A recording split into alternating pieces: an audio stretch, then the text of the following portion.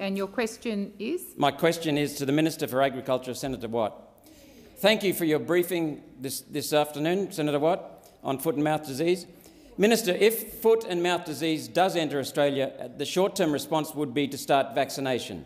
Now, Food and Safety Australia and New Zealand says vaccines are safe for human consumption. So having said that, Australia owns foot and mouth disease vaccines located in the United Kingdom.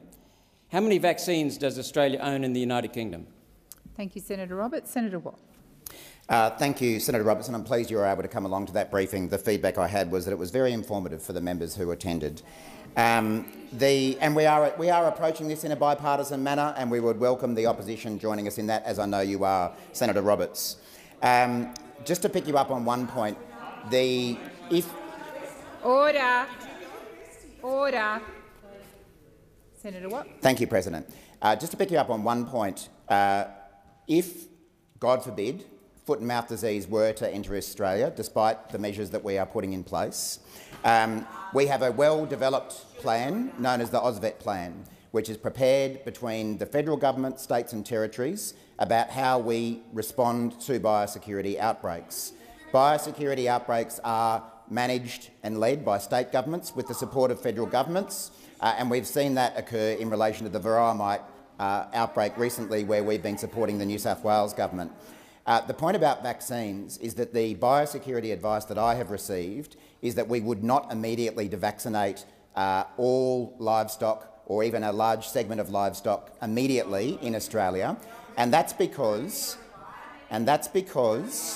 if you vaccinate your livestock, it's unfortunate that the opposition don't want to understand and listen to the measures of preparing for the outbreak. The reason you don't vaccinate, Senator Roberts, is that you are then deemed by the rest of the world as having foot and mouth disease, and that is what then prevents the export of our product overseas. It's effectively the same as having the outbreak here when you vaccinate.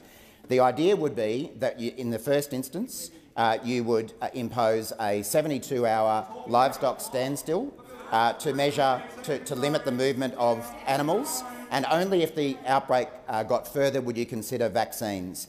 My advice, and I'll get this checked, is that we have approximately 1 million vaccines available to us on a stockpile, and they are available within 1 week's notice. Thank you, Senator Watt. Senator Roberts, first supplementary. Thank you, Madam President. Minister, we have 25 million cattle and 2.5 million pigs. How is 1 million enough? Senator Watt. Thank you, President. Well, as I say, Senator Roberts, the first move, should we have an outbreak here, is not to just run out and vaccinate every head of cattle, every head of sheep, pigs or goats across the country, or buffaloes for that matter. What we would actually do is to try to control the outbreak in the localised area that it is, so that it didn't spread further afield. If it did spread further afield, that's when we would look to vaccinations as an alternative. It is not the only alternative that we would have, but it is certainly one, and we would be able to access other vaccines at very short notice. What we are actually prioritising in relation to the supply of vaccines at the moment is providing them to Indonesia. And the reason we're doing that is because if we can bring that outbreak under control in Indonesia, that is not only in their national interest, it is in our national interest. We have continued to have very productive discussions with the Indonesian government about what other vaccines and other assistance that we can provide, but my priority right now is keeping the disease out, and that's why we want to support the vaccine rollout in Indonesia. Thank you, Senator Watt. Senator Roberts, second supplementary. Thank you, Madam President. Why are these vaccines not already in Australia? We're one of the largest cattle and related product producers in the world. Speed of response is critical to protecting our biosecurity. Why are these not being brought to Australia now as a precaution?